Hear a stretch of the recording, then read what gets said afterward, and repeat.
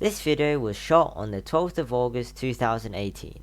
It shows how Dr. Yunus was surrounded by young students and their teachers from Menglembu Tamil School, MTS, in Ipoh, Perak, Malaysia.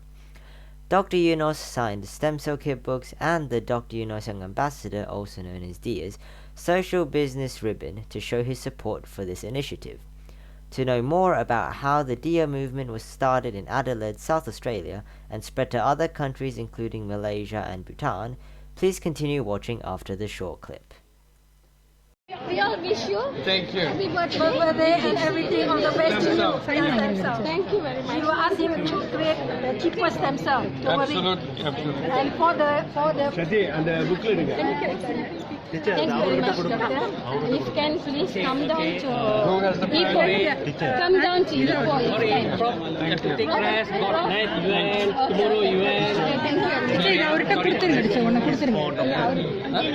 One is for I think just now got inside the envelope. No, not this one. Okay.